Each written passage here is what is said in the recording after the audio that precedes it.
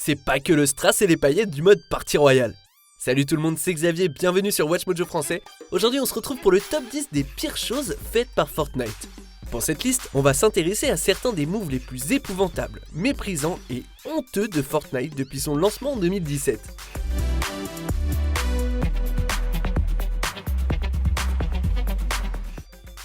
Numéro 10, des crossovers forcés.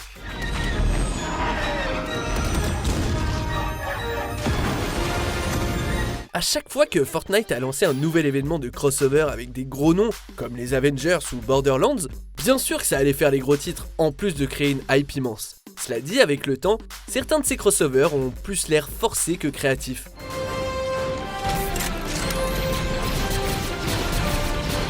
Voir les mondes de Ralph à Risky Reels, c'était chelou, quoique pardonnable, et la hype agressive autour de Birds of Prey n'est pas si problématique, mais l'inclusion à la va-vite de Deadpool dans la saison 2 du chapitre 2, on dirait qu'elle existe juste pour exister. Sérieux, ils parlent même pas. C'est genre la règle tacite numéro 1 de Marvel, ne jamais faire taire Deadpool. La Fox avait appris la leçon à la dure. Numéro 9, retirer les pièges. No! Trap? Oh my god, he put a trap there? Certains joueurs aiment se la jouer jeu du chat et de la souris sur Fortnite, genre en attirant un adversaire à un endroit précis pour poser un piège et faire un kill. C'est vrai que c'est super satisfaisant. Mais en janvier 2020, certains joueurs pros comme Mongral et Benji Fishy ont demandé à ce que les pièges soient retirés du jeu de façon calme et à l'unisson. Put a trap there. Then it's time for the archways. Epic a répondu à cette minorité bruyante et a remisé les pièges. Quel ne fut pas leur désarroi de constater que la plupart des autres joueurs, comme Tfue, ont critiqué ce choix. Ce dernier a même dit que c'était ce qu'Epic avait fait de pire à Fortnite. Oh my lord, we've got 3 kills with Loot Tunnel of Death. I told you it works. Numéro 8, les pierres d'ombre.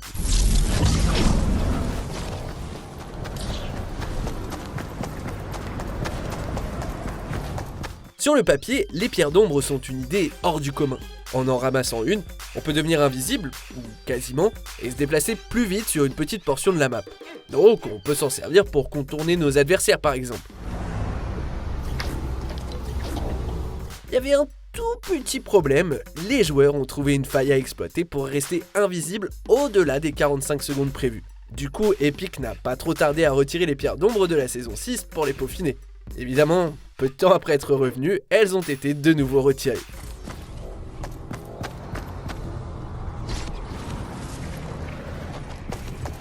Numéro 7, chapitre 2, saison 2.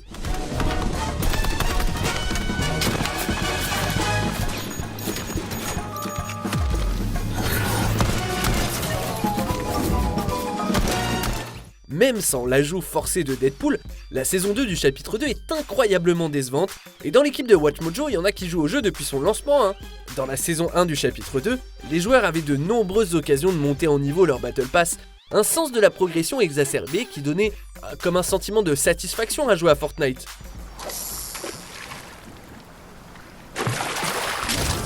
En plus, le jeu permettait une lecture facile des différents progrès, grâce à une interface bien faite, un menu bien organisé quoi. La saison 2 en revanche a rendu le tout brouillon, avec des menus dans les menus, et la progression dans le Battle Pass est une véritable galère, parce que de plus en plus de défis exigent des joueurs de réaliser des tâches spécifiques dans des lieux spécifiques. Même les objectifs propres aux agents ne peuvent pas sauver ça.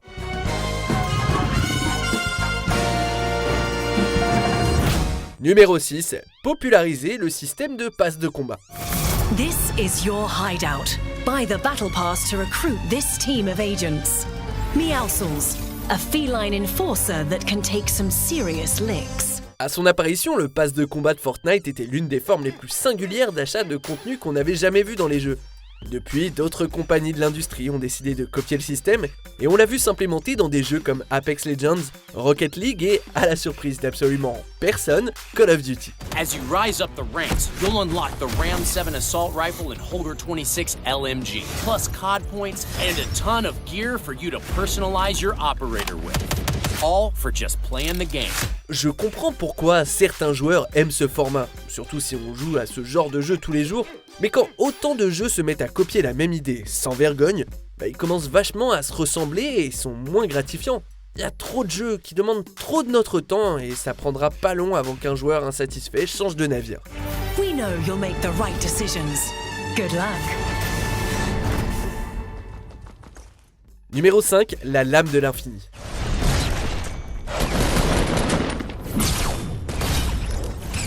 Je pense que c'est de loin l'arme la plus controversée de Fortnite depuis son lancement. Issue de la franchise d'action RPG d'Epic Infinity Blade, l'arme en question a été mise dans le jeu lors de la saison 7, donnant aux joueurs en sa possession un grand nombre d'avantages.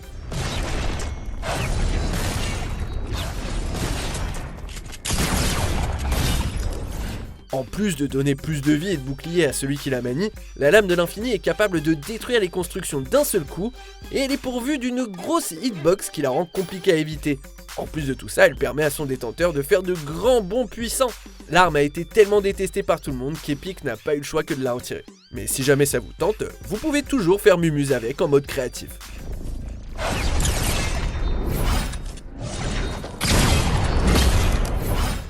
Numéro 4, la série Icon. Alright, might not be here yet.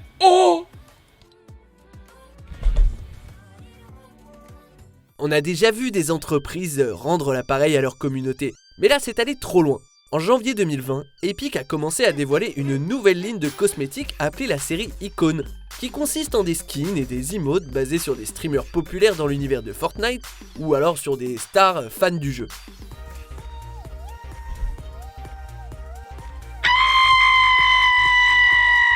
Que vous kiffiez jouer dans la peau de votre influenceur favori ou que vous trouviez ça complètement bidon, la collection n'a fait que faire de l'ombre au perso et à l'esthétique unique de Fortnite, au lieu d'ajouter quelque chose de nouveau. Est-ce que ce serait pas mieux, franchement, de voir se balader, je sais pas moi, des Boss Burger et des Rois de la Roue ou des Sergent Steak, plutôt que des Ninja et des Travis Scott? Franchement, ça devient de plus en plus Ninja et compagnie Battle Royale que Fortnite. Ok. Numéro 3, le PvE, toujours en bêta. Is this a missile or some sort of rocket? Some sort of rocket. Actually, wait! It's the best sort of rocket! Commander, there's a satellite on board! Quand Fortnite est sorti en 2017, Epic a annoncé des plans pour faire de Sauver le Monde un mode en free-to-play vers la fin 2018. Aussitôt que la transition sera faite, Fortnite va enfin quitter son statut d'Early Access. Enfin, selon le Twitter officiel du jeu. 10 seconds to blast off! Et nous voilà, plusieurs années après la sortie, et on attend toujours que Fortnite se bouge à ce niveau. Le changement a été retardé à plusieurs reprises, et Epic veut toujours que les joueurs dépensent plusieurs dizaines d'euros pour le mode. En d'autres termes, le Fortnite original est désormais en développement depuis presque une décennie. Confession time! I, broke the airstrike. Let's not dwell on who crashed what into a mountain, alright? Nope. Numéro 2, des cosmétiques hors de prix.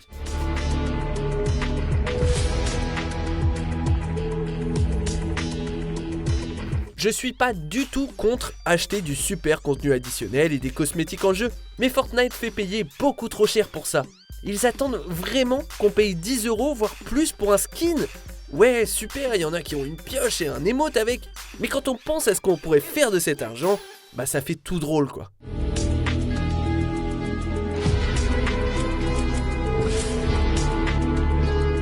En économisant quelques skins, on peut se faire un super repas au resto, un cinoche ou, mieux encore, acheter un nouveau jeu. Non mais franchement, on peut même acheter plein de jeux vu toutes les bonnes affaires qu'on a si souvent sur les boutiques digitales. En plus, comme la boutique change tous les jours, faut avoir les thunes tout de suite, sinon on peut passer à côté de l'occasion d'obtenir ce qu'on voulait.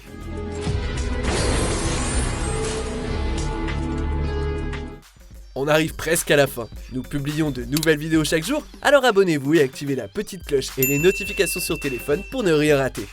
Numéro 1, le X4 Stormwing.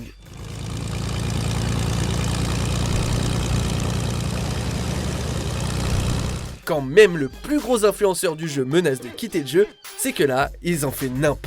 Le X4 Stormwing a été introduit au début de la saison 7 et est vite devenu l'ajout le plus détesté de toute l'histoire de Fortnite. C'est vrai que c'était cool d'avoir un nouveau véhicule et de survoler la map, mais on sait très bien que c'est pas pour les rotations que la plupart des joueurs utilisaient ça.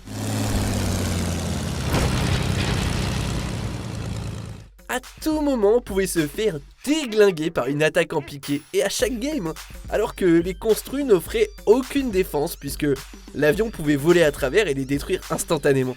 Même après avoir été nerfé à plusieurs reprises, pas de pitié pour le Stormwing et ce foutu véhicule a finalement été remisé avant le début de la saison 8.